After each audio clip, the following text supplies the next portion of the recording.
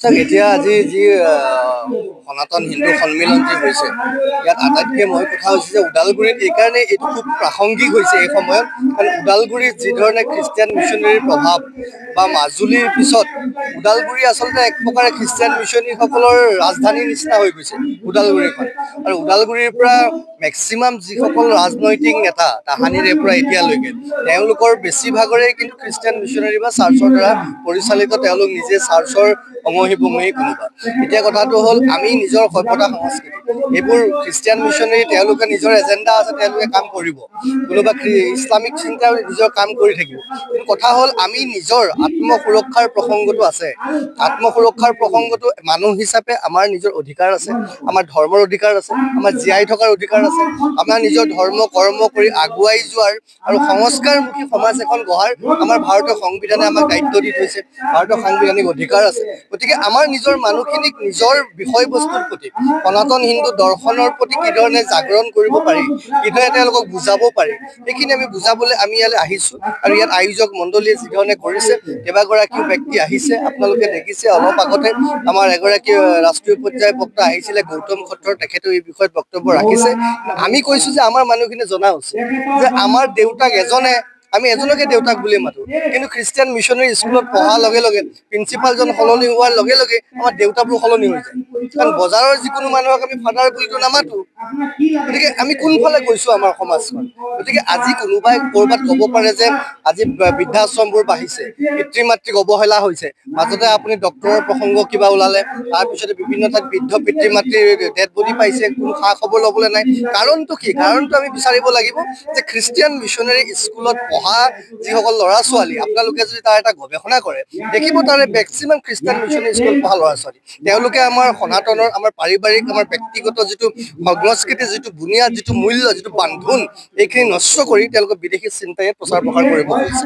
গতিকে আমি বিদেশীৰ কাম কৰোঁ, আমি নিজৰ ঠাইত নিজৰ ভূমিত নিজৰ এখন হিন্দু ৰাষ্ট্ৰ হয়েই, ইয়াক আৰু বেলেগকে হিন্দু ৰাষ্ট্ৰ বুলি আমাৰ কথা নাই।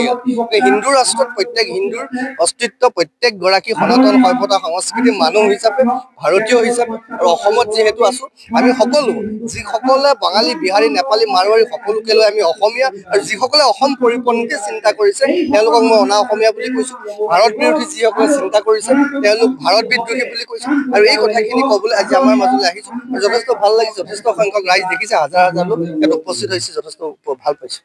এটা বস্তু চাওক, অখণ্ড ভাৰতৰ লগতে আমাৰ নিজা যিটো স্বকীয়তা, আজি আমি এই কথা কৈছোঁ যে নীলাজী বনডালেও চুই দিলে জয় পৰি যায়, ওদালগুৰি নীলাজী বনডালেই হওক, মোৰ লংকাৰ নগাঁৱৰ গুৱাহাটীৰ বা আমেৰিকাত থকা মই নীলাজী বন দেখিছোঁ, তাতো চুই দিলে জয় পৰি যায়। তাৰমানে তাৰ প্ৰতি আগ্ৰহ সেইকাৰণে যে নিজৰ স্বকীয়তা, স্বাভিমান, বৈশিষ্ট্য য'ত বজাই ৰাখিব পাৰে, আপুনি য'তেই আছে তাতেই নিজৰ সন্মান পাব। কিন্তু যদি আমি নিজৰ স্বকীয়তা, স্বাভিমান হেৰুৱাই পেলাইছোঁ, তেতিয়াহ'লে আমি য'তেই নাথাকোঁ আমি কিন্তু সমস্তখিনি হেৰুৱাই পেলাম। গতিকে নীলাজী বনডালকে আমাৰ আদৰ্শ হিচাপে লৈছোঁ, লৈ পেলাই আমি নিজৰখিনি আগুৱাই নিব চেষ্টা কৰিছোঁ।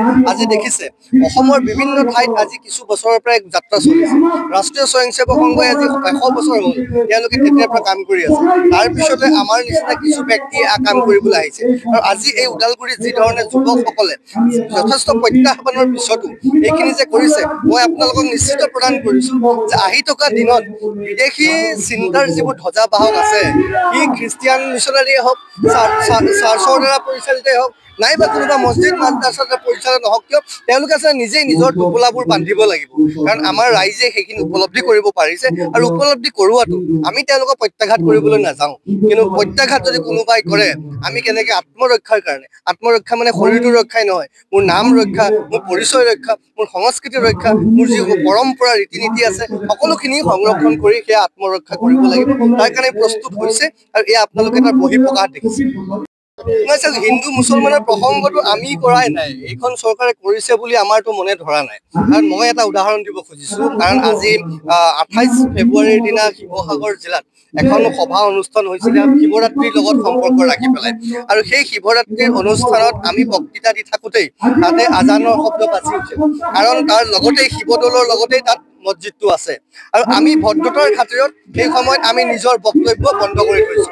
এয়া আমাৰ সহনশীলতা, এয়া আমাৰ সনাতন দৰ্শনে আমাক শিকাইছে সকলোকে আমি যাতে সন্মান কৰিব পাৰোঁ। কিন্তু তাত যিহেতু শিৱৰাত্ৰিৰ অনুষ্ঠান চলি আছে, সেই মাদ্ৰাছা বা মছজিদটোৱে জনা নাছিল নেকি? তাত থকা মুছলমানসকলে অনুভৱ কৰা নাছিল নেকি? তেওঁলোকে নীতিগত খাতিৰত, ভাতৃত্ববোধৰ খাতিৰত, সমন্বয়ৰ খাতিৰত তেওঁলোকে এইটো বন্ধ কৰি ৰাখিব পাৰিব লাগিছিল। এইটো তেওঁলোকৰ সাংবিধানিক দায়িত্ব, মানৱীয়তাৰ খাতিৰতো তেওঁলোকে বন্ধ কৰি ৰাখিব লাগিছিল। কিন্তু তেওঁলোকে পাৰা নাই, কাৰণ তেওঁলোকে অৱমাননা কৰিছে, তেওঁলোকে ভাৰত বিদ্বেষী কাম কৰিছে। তেওঁলোকে আচলতে মুখেৰেহে ভাতৃত্ববোধ সমন্বয়ৰ কথা কয়, কিন্তু তেওঁলোকে আচলতে ভাতৃত্ববোধ সমন্বয়ত বিশ্বাস নকৰে। এই কথাটো তেওঁলোকে প্ৰমাণ কৰি দিলে। মোৰ এনেকুৱা লাগে ক'ৰবাত হয়তো তেওঁলোকে এইটো লগাব তেওঁলোকেহে বিচাৰিছিল চাগে। গতিকে আমি লগাব খোজা নাই, লগাব তেওঁলোকে খুজিছে।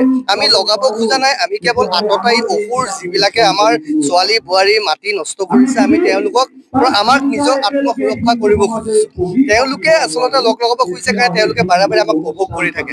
আৰু সেই মানুহবিলাকক স্পনচৰ চাগে কোনোবাই কৰিছে, কোনোবাই কৈছে, সেইকাৰণে ক'ৰবাত হিন্দু মুছলিম দেখা পায়। আমি দেখা নাই, আমি সনাতনৰ কথা কৈছোঁ। সেইকাৰণে যেতিয়াই আমি সুবিধা পাইছোঁ, আমি সকলোকে সন্মান কৰিবলৈ চেষ্টা কৰিছোঁ। কিন্তু তেওঁলোকে যেতিয়াই সুবিধা পাইছে, আমাক বিভিন্ন প্ৰকাৰে তিৰস্কাৰ কৰিবলৈহে চেষ্টা কৰিছে। গতিকে এইটো তেওঁলোকৰ পক্ষৰ পৰা আহিছে। গতিকে এই আঘাতটো তেওঁলোকেহে বাৰে বাৰে কৰি আছে, আৰু বাকী কিন্তু আমাক দেখুওৱা হৈছে আচলতে এটা বেলেগ ধৰণৰ প্ৰক্ৰিয়াৰ মাজেৰে।